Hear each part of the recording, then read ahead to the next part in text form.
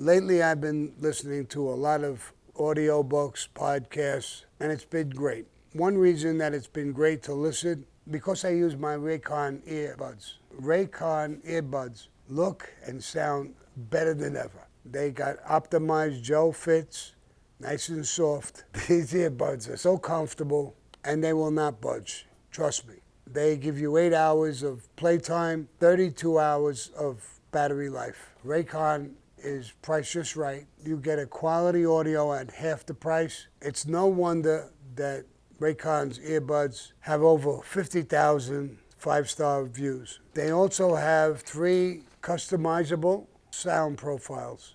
To get your Raycons, go to buyraycons.com/OurThing today to get 15% off your Raycon order. That's buyraycon.com/OurThing to get your 15% off. buyraycon.com/OurThing.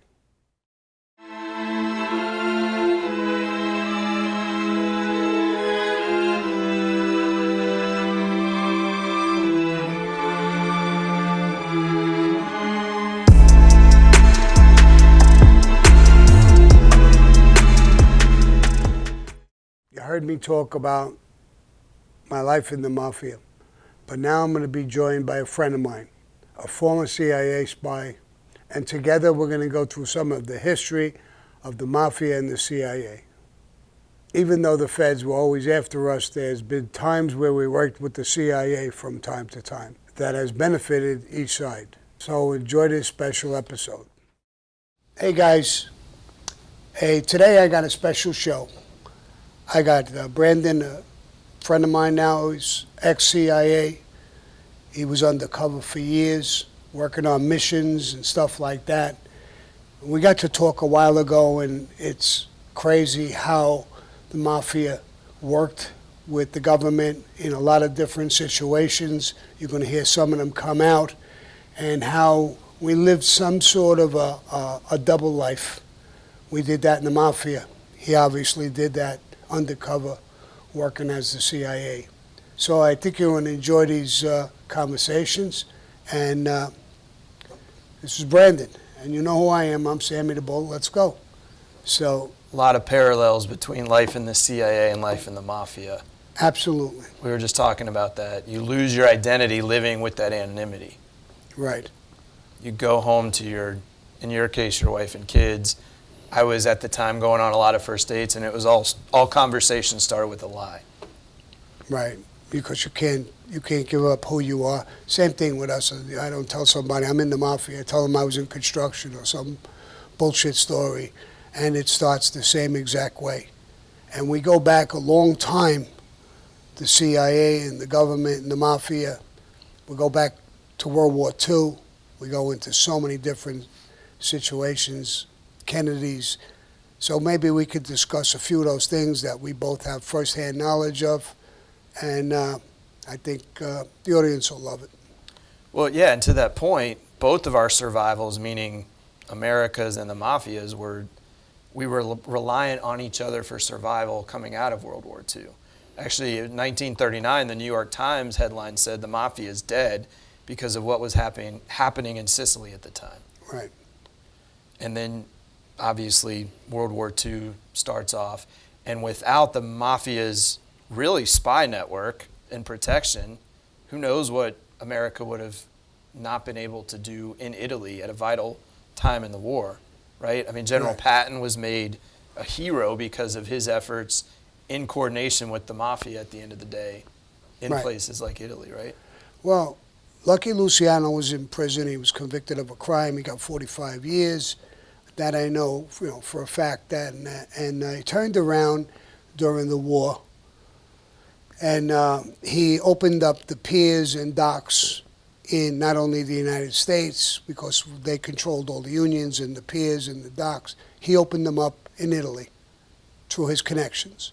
So when we invaded, we went through. They had clear sailing to go in and attack.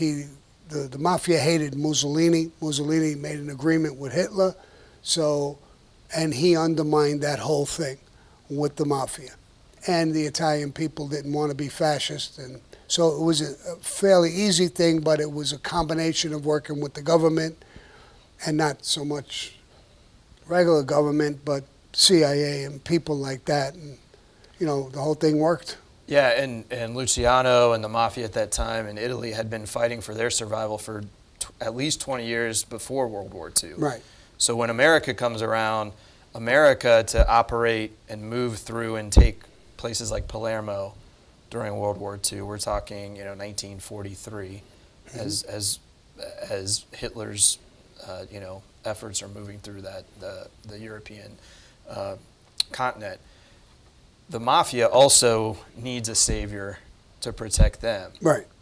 So it was a dual situation. Yeah. They worked together. They had a relationship. You know, all of that started that way. There was so many different things and ties that they had. Yeah, they both worked together.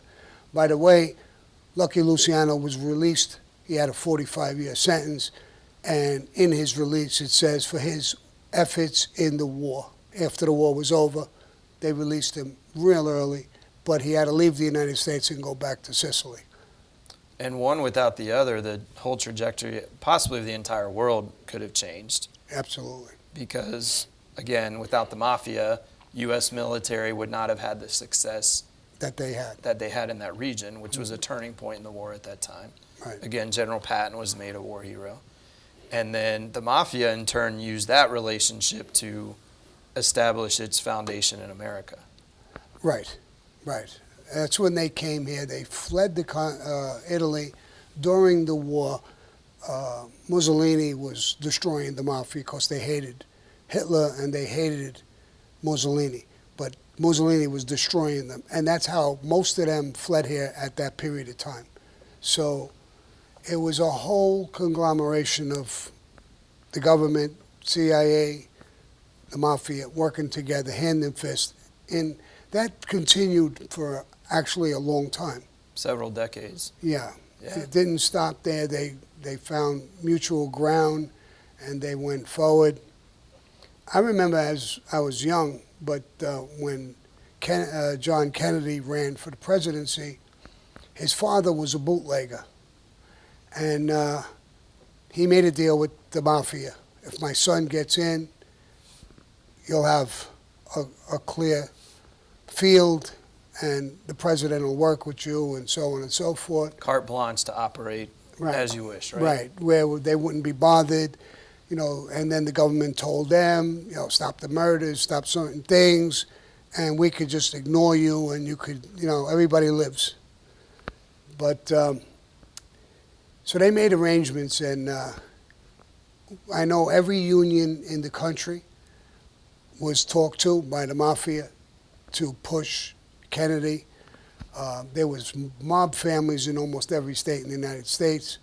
All the mob families were alerted. Make your people, make their neighborhoods, vote for him.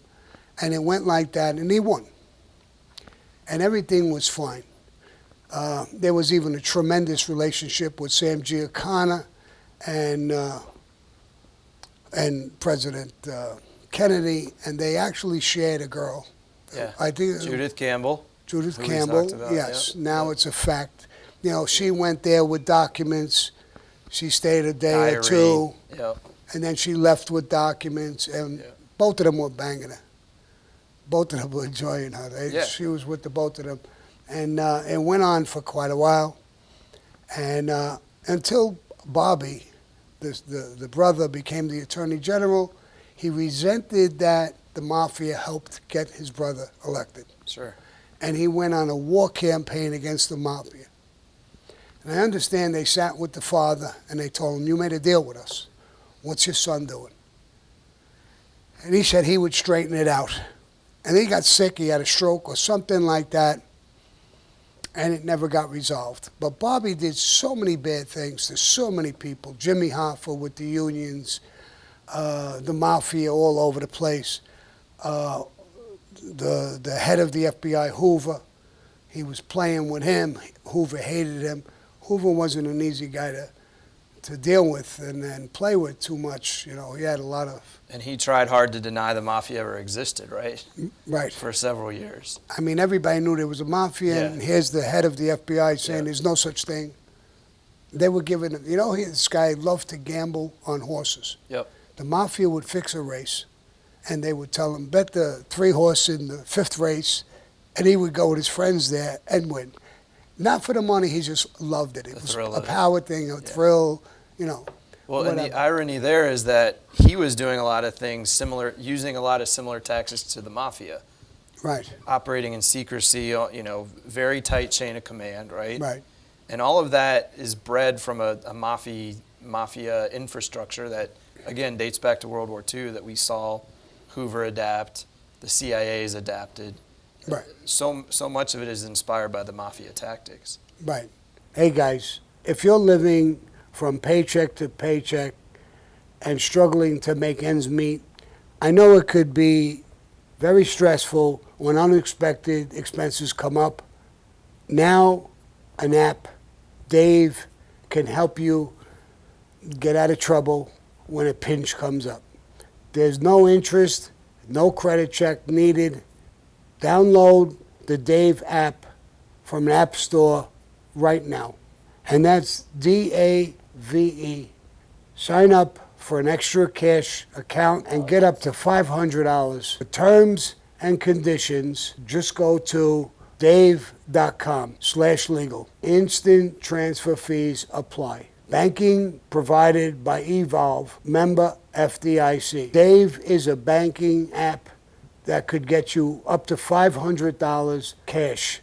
Millions of people have already downloaded the Dave app to get the financial relief that they need.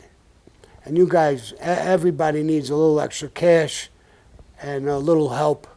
Get this right away. It went along. All through my life, people were asking me about the structure of the mafia. And a lot of times when I was in prison, I would tell them, you guys are ABs. Why do you care about the mafia? It was just structure, Sammy. It lasted hundreds of years, if not 1,000 years. It went back so many years, and it lasted, and it was so tight and strong.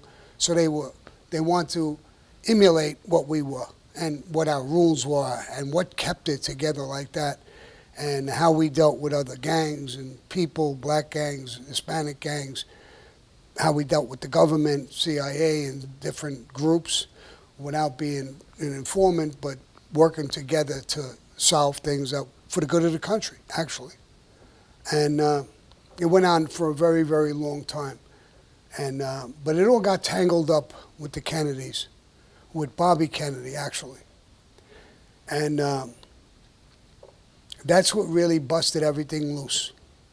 And then his brother got killed. And I remember after I cooperated, the government came down and talked to me about it. What do you know about it? About the Kennedy assassination, which at the time took place 35 years prior. Yeah. So I said, listen, I really don't know too much about it. I know the brother, they all hated the brother. Sicilians have a saying, you chop off the head and the fish dies. Mm-hmm. That doesn't mean we killed him. And I told the government, I said, and you're not going to find mafioso sitting on a grassy knoll to shoot him. So they said, whoa, stop this meeting. Kill all the notes, kill everything. Stop recording. Stop recording. Yeah. We weren't here. Yeah. We're not asking you this question, so you're blaming us? I said, listen, you got CIA guys who are snipers and stuff like that. I watched the tape. I know one thing for sure.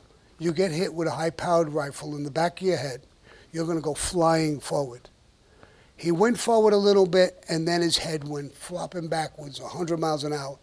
So he had to get hit from that grassy knoll in the front of his head, right, or the side of his head.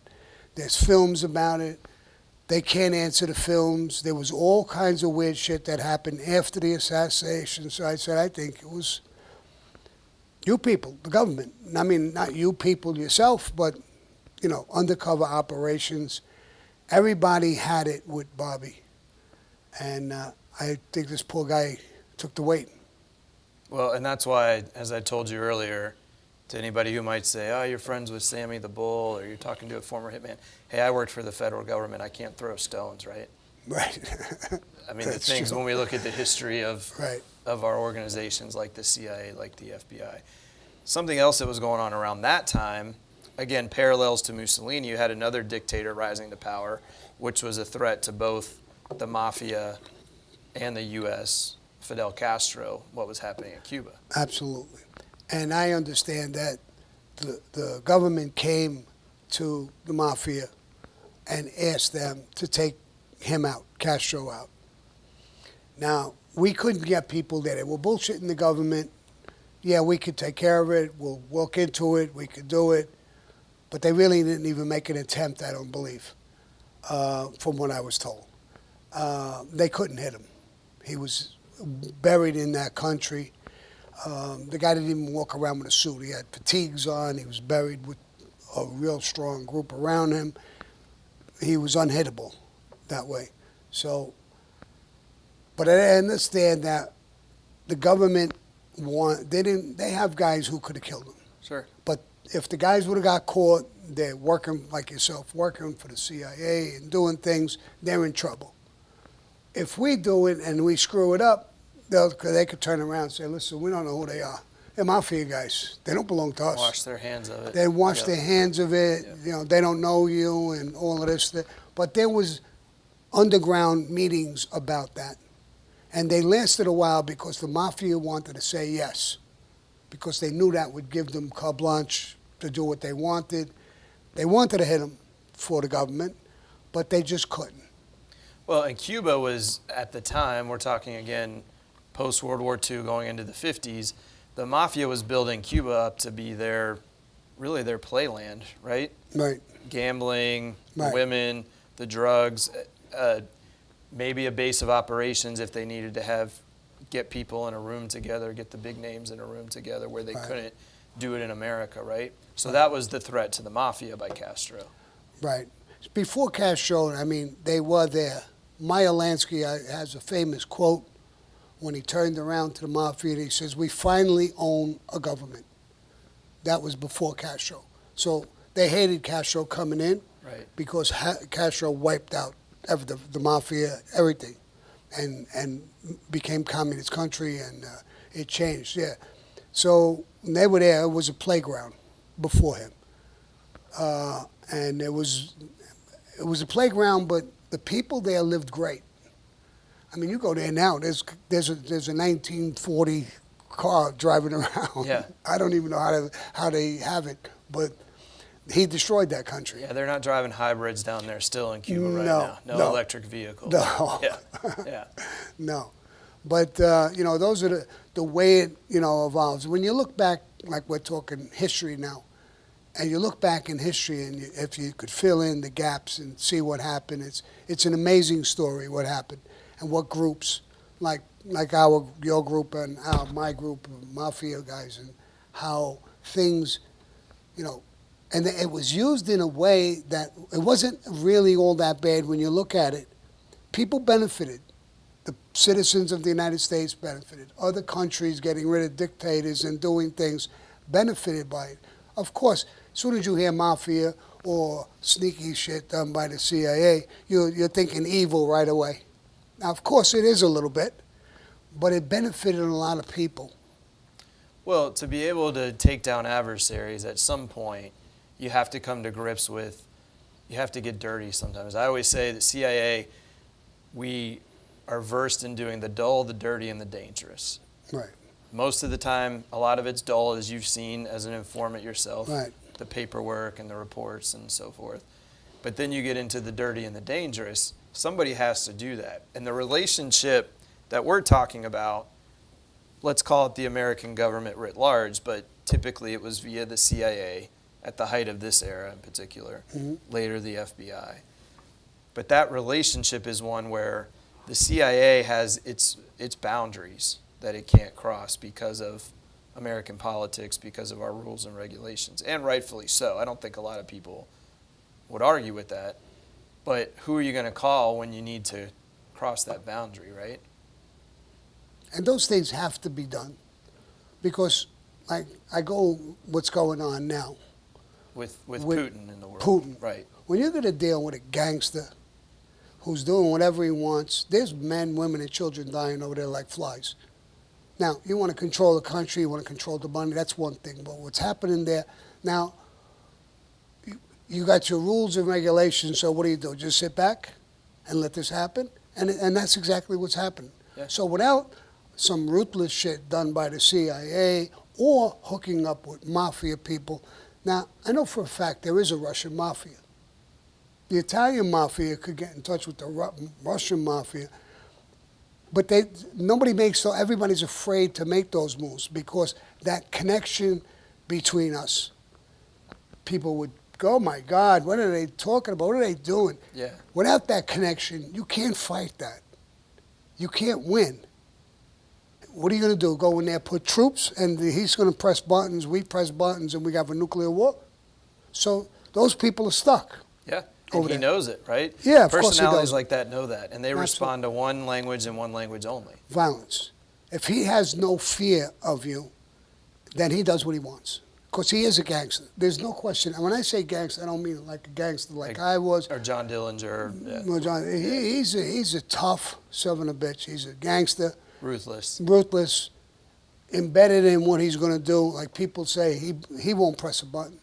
I wouldn't bank on that. Yeah. I wouldn't bank on that. This guy's got nerves of steel, and he's dedicated to what he's doing. He's not going to go lick his chops and walk away like a little lamb. He's not going to embarrass him. He'd rather die. Well, as they say, the most dangerous animal is a wounded one, right? And he's been exposed a little bit in the way Ukrainians have pushed back. So now Right. he's going to escalate his rhetoric and his approach. Absolutely. Absolutely. Is that a mafia mentality?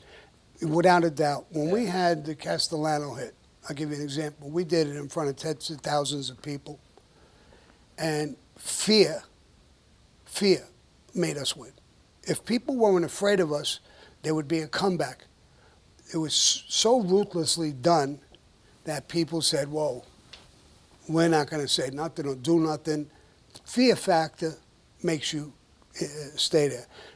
Even between Biden and Trump, they were afraid of Trump. They were afraid of Trump because this guy, if he makes a threat and says he's going to do it, he would have did it. And the unpredictability factor. Right. And you can't know how this guy is going to think. But if you're not a gangster yourself, and that's why, they know you're not going to do nothing. So, and that's what happened. Listen, this all started in Afghanistan. When he pulled out, we left troops, 14 people got killed, we left people, we did everything. People I know. We quit. Yeah. I would imagine, yeah. And that showed them the weakness. So now Putin looks at that. He didn't like what was going on for years over there. But all of a sudden he says, now's my opportunity to do whatever I want to do. And he does it. Look at China now saying, if I do something in Taiwan, you better mind your business. He's doing the same thing. Right. If Putin wins, I'm making a prediction. You could bank on he's going to go in and take over Taiwan. Did the mafia pay that level of attention to U.S. politics and policies like Putin did at the height of the era in which you were in? Meaning, were you paying attention if it was Reagan in charge versus Carter, or if it was J. Edgar in charge of the FBI versus someone else? Most mafiosos don't. Yeah. I listen to politics because I believe in when somebody is saying something publicly like that in a powerful position, he means what he's saying. Reagan, I'll give you an example. He talked about the mafia. He put up $500 million. Back in the day, it was a lot to destroy the mafia. And I would tell guys, bro, this guy's coming after us. Yeah. He put up $500 million, which don't sound like much today. They've got billions and trillions, but, he means what he's saying. And now laws came out, new laws, this, witness protection program, RICO, everything. all that stuff. RICO, Yeah. and instead of doing 10, 15 years, you were life parole, 20 years, 100 years, 50 years. They killed us. Yeah. So they slaughtered us. But what people didn't recognize, nobody fought that because it's just the Italians and just the mafia. But then it went to everybody. I was in jail for 22 years of my life. I don't know how many black guys and Hispanic guys I was with that under the RICO law that was made for us. After us was done, it went to them. So they should have fought it right in the beginning. But My mom had this saying when I was growing up, if she gave me an inch, I'd take a mile. And that's the same mentality with a government policy, really. right, Because you never see a government policy get terminated. It only gets built upon. They only keep doubling down. Right. They only keep adding more to the budget. right, And then to justify that budget, which I've seen firsthand, they have to do certain things to keep the operations going, because they have to report back to the policymakers, hey, we did X amount of missions this year. We kicked down this many doors. I need more money so I can kick down even more next year. right. We pay hundreds of dollars a year to protect our homes, our cars, and our personal property. But too many of us aren't taking steps to protect our financial security. Student loans, mortgages, private loans, they don't just disappear. A life insurance policy could cover your family's bloomers. An insurance policy can cover your family's financial problems after you fucking pass away, so they could bury you. And they could have peace of mind. Under the worst circumstances, they could at least be protected. Make it easy to compare your top options with different companies. Policy Genius could make sure that you're paying no more than necessary for the coverage you need. Policy Genius is an insurance marketplace that makes it easy to compare quotes like top companies from AIG and Prudential in one place. You can save 50% more on life insurance by comparing notes with Policy Genius. Options start at $17 a month for $500,000 of coverage. That's not bad, really, when you think about it. I mean, just click the link in the description or just go to policygenius.com. You'll get personalized quotes in minutes, and you'll find the right policy for your needs. Policy Genius doesn't add on any extra fees. Your personal info is private, and this company, Policy Genius, has tens of thousands of 5-star reviews. Head to policygenius.com to get your free quotes and see how much you could save. Or to maintain. Now they say maintain. And I watched something about the borders this morning on the news thing. The news isn't even talking about it. I don't understand this because they're still flowing in. They gave a report this morning that it was a couple of million people in a month. I mean, our country is being drowned in illegal people. And it's not Mexicans. It's people from all over the world now. Those cartels are smuggling them in by herds, thousands and thousands at a clip, every single minute of the day. It's amazing. It's interesting you mentioned the cartels, because when I think there's a real big distinction between the mafia and this term mobster writ large, because John Dillinger was a mobster, right? The mafia, the cartels, but when I hear your story and hear you talk, the mafia played by a very strict set of rules, but there was also a lot of nationalistic pride in America and in the opportunity to be here. Am I right about that? Oh, absolutely. Listen, most guys, during World War II or the Vietnam War or Korea, most guys who were in the mafia at one point or another were in the military. So, and I was in there, and I have a strong feeling towards the military. I love that organization, and I even give some charity moves to some of those, top organizations. Sure. And the mafia always was tied with the church, very close with the church. Meaning Catholic Church or just Catholic? writ large? Okay. Catholic mostly, Yep. because they're Italians and they Sure. grow up, and that's what I was born and raised as a Catholic, and I got baptized and did the whole thing, confirmation, communion, the whole thing. So, but we had strong ties to those things. So that made our organization, I think, a little more, a little different than certain gangs and things. They have no morals, no scruples, no rules, no regulations. Right. I always would say, a guy would go in a candy store or a bodega, pull a gun out, don't move, give me the money in the register. The guy goes in the register, gives him the money, and then he shoots him. Yeah. I would say, why did you shoot him? Yeah. He gave you the money. He gave you what he wanted. Well, he could be a witness. Then why the fuck didn't you wear a mask? Yep. I mean, you don't want to kill the guy. You went to rob. But they don't have that same feeling. And I give another quick example. There was a garbage strike. I went up to Paul Castellano's house, and he's watching television, and I sat down, and I was going to talk about unions with him, and I was just sitting there. And he says, get Jimmy Brown. He's in charge of the garbage unions and association. Get him over here. And I was still there. I was having coffee, talking about unions and talking about a lot of things. As soon as Jimmy Brown came in, he says, listen, look at the television. There's garbage in front of schools, hospitals, old age homes. We're not animals. We'll win this strike, but get that garbage away from those places, I'm telling you. Pick it up. Don't leave that like that. We're doing that. Money ain't that important. So I always remembered that. Some people, money's important to the point where they don't care.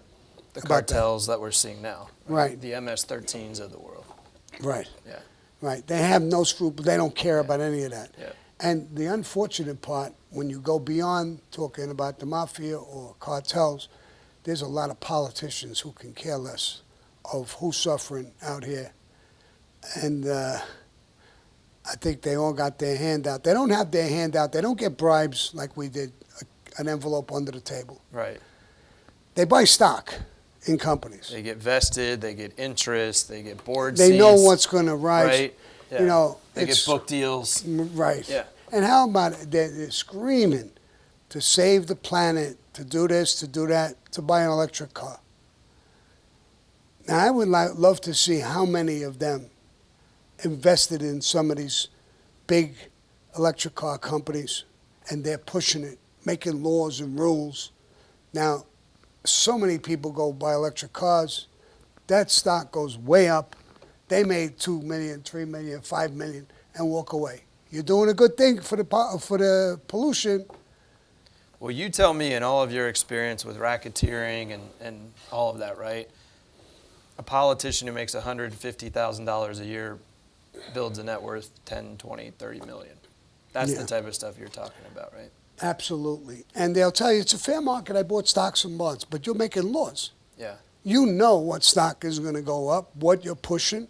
When you're pushing for electric cars, you got your money invested somewhere in these companies. And that's legal. It shouldn't be legal, but it is. And the stuff that's going on is incredible. It's not like they're like I would take cash under the table. No, they're doing it. It looks legit, Yeah. but it's really not legit. You know, they know what's going to move, what's not going to move, and they're investing in these areas. And it's not only that; it's in everything. You know, everything that happens. I think when you look at a money trail, it'll show you a reason, especially when something they do don't make sense. We're going to get rid of fuel, gas and oil and everything. We're going to get all rid of that. It's no good for you. It's no good for your health. Who's making money on this? What's the purpose of this? How do we get anywhere? How do we drive our cars? How do we do anything? You know, he comes in, Biden, and he gets a pipeline, and he gives it to Russia on okay.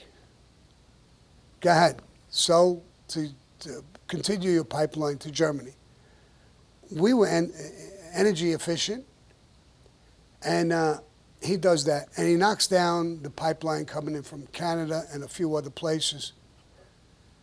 And now the gas, I was paying $2 and change. Now I'm paying $4 and change, almost $5 a gallon over here. And when I travel to LA, it's $6, $7 a gallon. Yeah. So that the whole thing don't make sense to me. And now I go right back to, who's making money? Why is this happening? It don't make sense. And it all speaks to, again, this symbiotic relationship between the mafia and our system of government, but at least the way organizations like the CIA are run. Because we talked about this earlier. When I was at the CIA, especially for covert ops, those finances are off the books. Mm-hmm. Does that sound familiar? Oh, absolutely, absolutely. And then look, when Obama was in, the cash and gold was being dumped off of a plane, and that just got caught by accident. But there's no records of it. There's not supposed to be records of it or anything like that. And I forgot what country they did it with. Iran. Iran. Yeah. I mean, those things are just incredible. So as you watch that from your experience, do you see the similarities? But are you also saying, hey, the mafia would have done it this way if you really didn't want to get caught? I do see the similarities, and yes, but what I also watch is that, just like Paul Castellano said, when we did something, we put, so to speak, our beak in it. We wanted to eat off of it, off of the pie. We wanted to take a slice and eat, and leave the rest of the pie to the public. Seems like the government, they want to take the whole pie and give the government nothing but a bullshit story. And then they come out and they'll always do something to make themselves look good. Let's get rid of student loans. Everybody's cheering him. But what is he actually doing? It was our money that put up to give the student loans. So he's getting our money, giving student loans. Meaning taxpayer. Taxpayer. Yeah. And then giving that away, wiping the debt out. And because it's not his money he wiped out. It's our money, the country's money he wipes out. But we think it's a great move. He's a humanitarian. It's a great move. Compassionate. He's compassionate. Yeah. He's this, he's that. Yeah, with your money. Now, if I take the money out of your pocket and I give it to charity, I'm going to look great. But I took your money. Yeah. Out of your pocket right now, and I gave it to somebody else. I look great.